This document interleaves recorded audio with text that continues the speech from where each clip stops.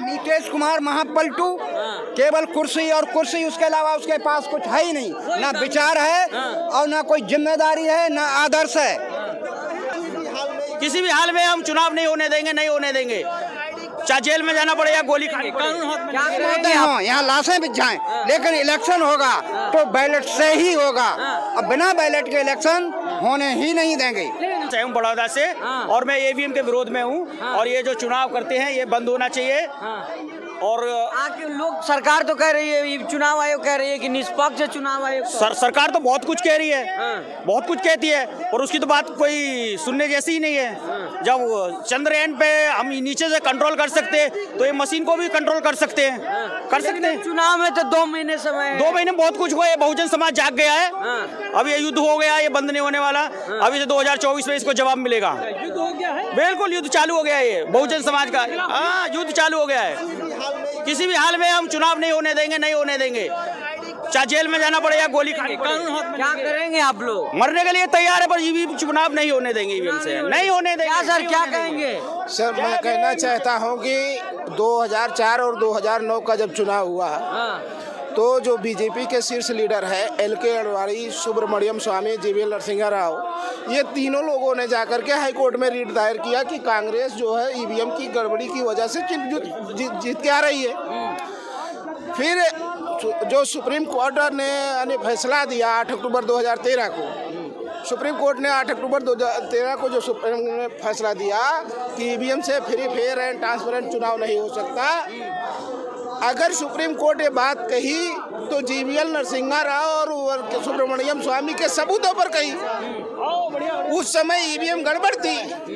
आज जब इनकी सरकार बन रही है तो ये कह रहे ईवीएम सही है, यही न बात हो रही है। तो फिर इनको वोट में जाने की जनता वोट कर रही है मोदी जी को। हाँ, जनता जितना वोट कर रही है, आप थोड़ा सा हमें बताएंगे कि यानी हम चुनाव लड़े ही ना, उससे पहले हम घोषणा कर दे कि हम 400 सीट जीतेंगे और एग्जैक्ट काम किए हैं, काम के नाम पे सुनिए एग्जैक्ट 400 सीट जीते हैं।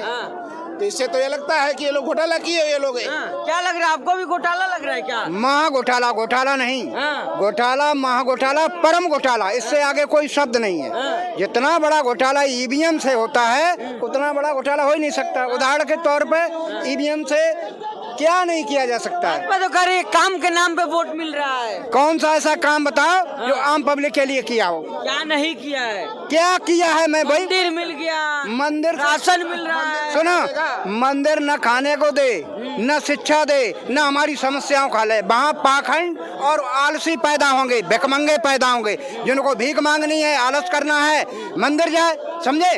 और रोज राशन दे रहा, राशन के इसके बाप का है। पब्लिक का राशन गवर्नमेंट के खाते में जाता, वही दे देता। तो क्या एहसान कर रहा मेरे ऊपर? क्या लग रहा है बंद हो पाएगा ईवीएम? ईवीएम बंद होगा और 100% बंद होगा। कब? जब हमें कुर्बानी देनी होगी, चाहे भले मौतें हों, यहाँ लाशें बिछ जाएं, लेकिन इलेक्शन होगा तो बैलेट से ही होगा।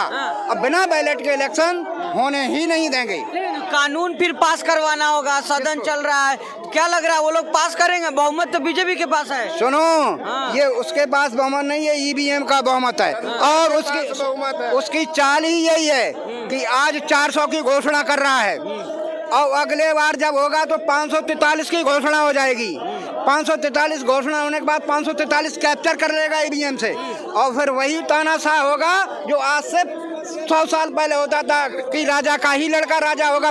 Vote nothing. चुनाव आयोग पे कोई भरोसा नहीं आपको? चुनाव महाचोर पे भरोसा कैसा? अगर चुनाव की जिम्मेदारी ये है कि पब्लिक का विश्वास जीतने के लिए हमें गारंटी दे कि मेरा वोट जहाँ पड़ता है वहीं पर है, कैसे सिद्ध करेगा?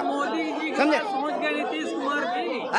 अरे नीतीश कुमार महापलटू, केवल कुर्सी और कुर्सी, उसके अलावा उसके पास कुछ है ही नहीं, ना विचार है और ना कोई जिम्मेदारी है, ना आदर्श है।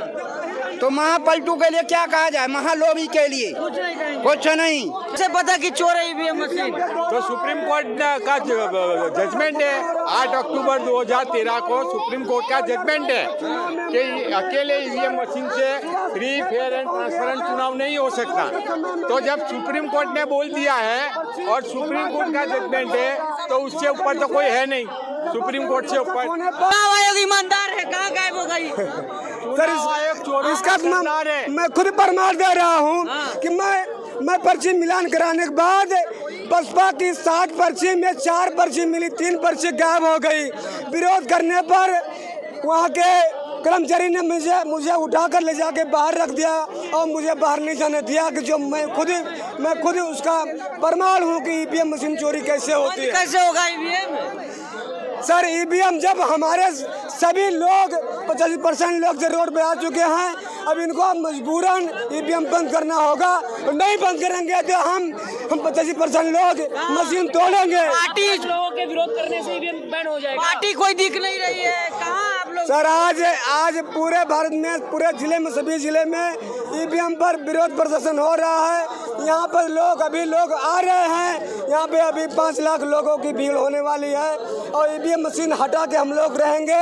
नहीं हटाएंगे तो हम लोग ईवीएम मशीन तोड़ेंगे, तोड़ देंगे। केस हो जाएगा आपके ऊपर, परिवार वाले परेशान। अरे सर जिस तरह बाबा साहब ने मनुस्मृति चलाया था, उसी तरह हम लोग आधुनिक युग का मनुस्मृति ईवीएम मशीन है। हम जेल भी जाएंगे, लाठी भी खाएंगे, लेकिन ईवीएम मशीन तोड़ के रहेंगे और अपने बच्चों को भविष्य हम बचा के रहेंगे। सुनेंगे आपकी बात को इतने लोगों की? सर उनको सुनना होगा, उनको मजबूरन झुकना होगा, उनको ईवीएम मशीन हटाना होगा, नहीं तो 2024 में हम लोग मशीन तोड़ेंगे। जवान सब बैठ चुके हैं, कुछ नहीं कर पाए। अरे सर अभी आपने देखा, अभी ड्राइवर लोग ने अभी सरकार को झुका दिया है। उससे बड़ा ये है, ये आंदोलन उनसे बड़ा है। उनको हमारी बात मानना होगा, सुनना होगा।